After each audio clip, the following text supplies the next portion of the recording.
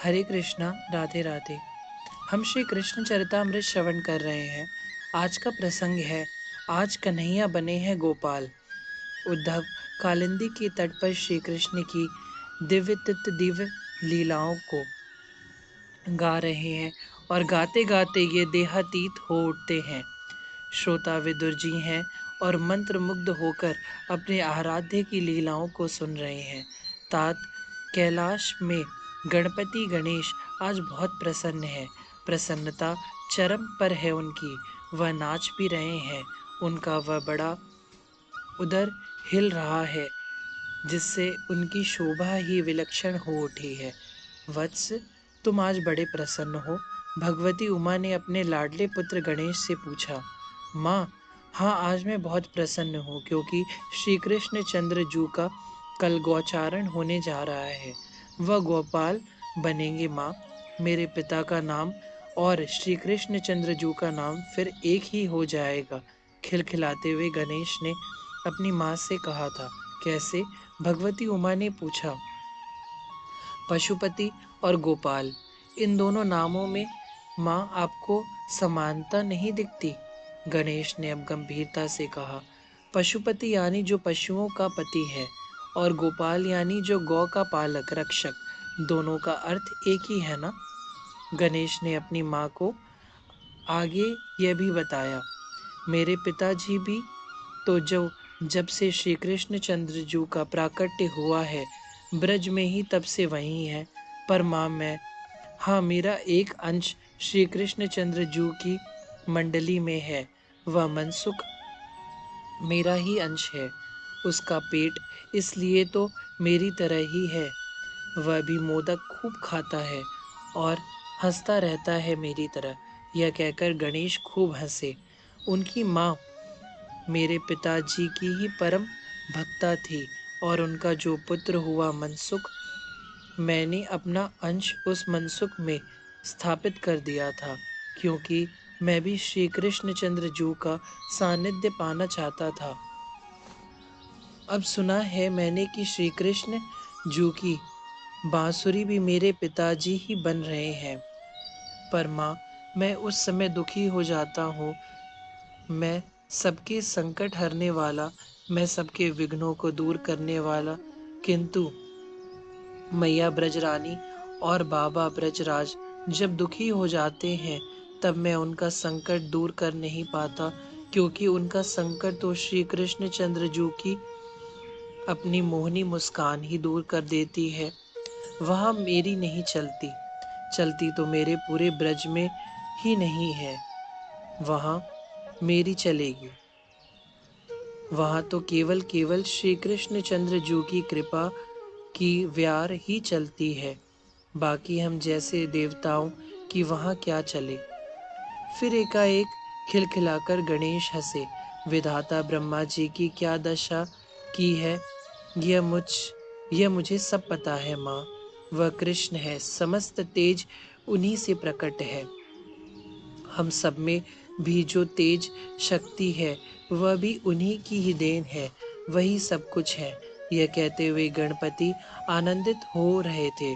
माँ, कल श्री कृष्ण चंद्र जू गौचारण करने वाले हैं और उसमें प्रथम पूजन मेरा ही होगा और वह पूजन श्री कृष्ण चंद्र अपने कोमल करों से करेंगे। आहा, मैं धन्य हो जाऊंगा माँ। और एकाएक आनंदित होकर उछलते हुए अपनी माँ उमा भगवती की गोद में बैठ गए थे गणपति गणेश। जिद की, बहुत जिद की कन्हैया ने कि अब हम गौचारण करने जाएंगे। बाबा नंद जी ने मना किया पर यह कहाँ मानने वाले थे। गौएं मेरी बात मानती हैं बाबा। वृषभों को अगर मैं कह दूं लड़ाई भी नहीं करते और मेरे पास बांसुरी भी तो है ना। सबको इसको बजाते ही सारी गौएं दौड़ी चली आती हैं। कन्हैया ने अपने बाबा से यह बातें कही थी। बाबा को यह सब पता है। वह अब कोई और बहाना बना नहीं सकती। ब्रजराज तभी आचार्य गर्ग वहां पर पधारे। साथ में महर्षि शांडिल्य को भी लेकर आए थे। आचार्य चरणों में साष्टांग प्रणाम करने लगे थे। ब्रजराज, चलो प्रणाम करो। यही है वह पूज्य जिन्होंने तुम्हारा नामकरण किया था। कन्हैया गए और चरणों में जैसे ही झुके, आचार्य गर्ग ने उठा लिया। ऋषि हैं, पर कन्हैया को देखकर सब अपनी मर्यादा भूल जाते हैं। कपोल में चूम लिया था। अजीब है कन्हैया, पोंछ लिया कपोल। फिर आचार्य गर्ग को झुकने को कहा। मुस्कुराते हुए गर्ग ऋषि झुके तो कानों में कहा, मुझे गौचारण में जाना है, कल ही जाना है। आप कह दीजिए ना मेरे बाबा से। कानों में अमृत घोल दिया था मानो कन्हैया ने। ब्रजराज, इन्हें भेज दीजिए गौचारण करने। प्रसन्नता पूर्वक आचार्य ने ब्रजराज को कहा। मूरत, हे आचार्य गर्ग, अब मूरत भी निकाल दीजिए। हंसते हुए आचार्य फिर झुके कन्हैया से पूछे, मूरत? कन्हैया ने कहा, कल का। महर्षि शांडिल्य ने पत्रा देखा, कार्तिक शुक्ल अष्टमी थी। मुहूर्त तो बहुत बढ़िया है कल का। आचार्य गर्ग ने ब्रजराज को कहा, चौरो, तू मुहूर्त भी देख ले, देख वे लग गयो है। दाऊ जी ने कन्हैया को देखते हुए कहा, मेरो संगत है, मेरे संगत को प्रभाव है। मनसुख ने गंभीरता से दाऊ को कहा। आचार्य गर्ग ने प्रसन्नता पूर्वक कह दिया, मैं आज महर्षि की कुटिया में ही ठहरने वाला हूँ, कल मैं भी उपस्थित रहूंगा। यह बात सुनते ही ब्रजराज के आनंद का कोई ठिकाना नहीं था।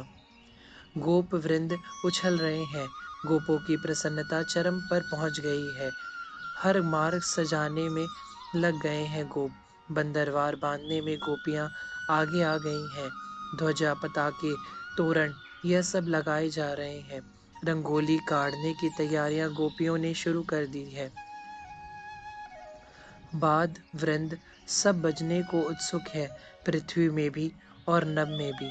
वृंदावन की प्रकृति झूम उठी है। जो पुष्प नहीं खिलने थे वे भी खिलने लगे हैं। सुगंधित व्यार चल पड़ी है। तात आनंद ही आनंद छा रहा है वृंदावन में। उद्धव ने कहा। प्रातः स्नान आदि से निवृत्त होकर समस्त गोप बालक कन्हैया को भी उठाया मैया ने, माथे को चूमा। आज मेरा लाला गोपाल बनेगा, गौ को चरने जाएगा।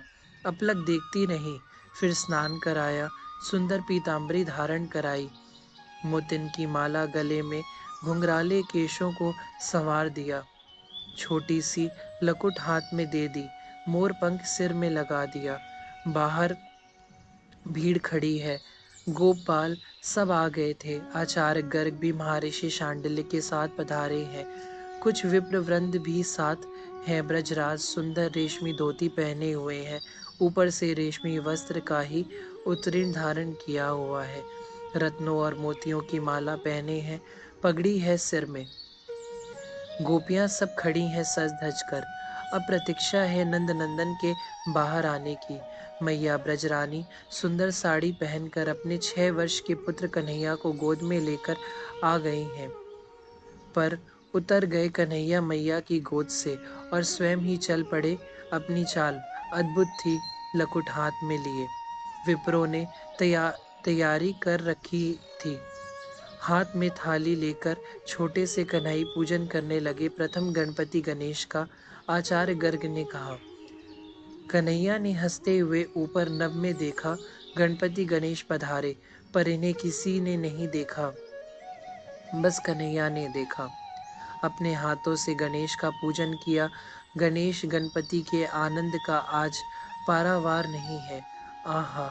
फिर गायों का पूजन। बड़े ही प्रेम से गौ का पूजन किया कन्हैया ने। आनंद का क्षण था।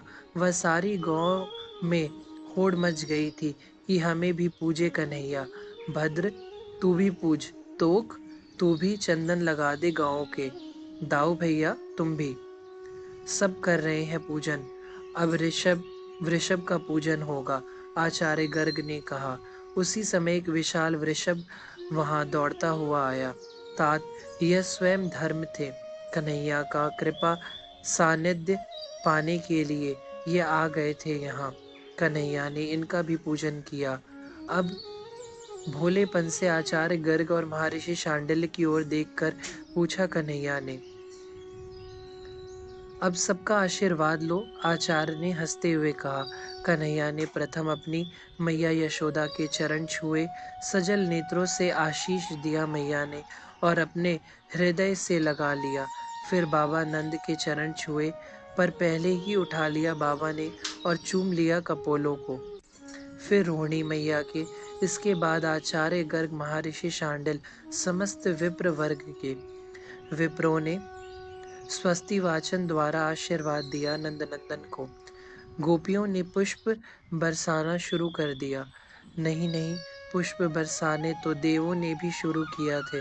मंगल गान वाद सब बजने लग गए।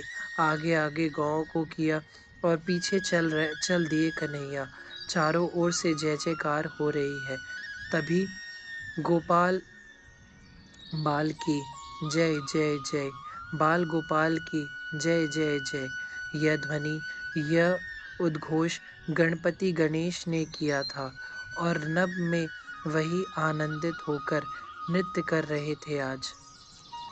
हरे कृष्णा, राधे राधे।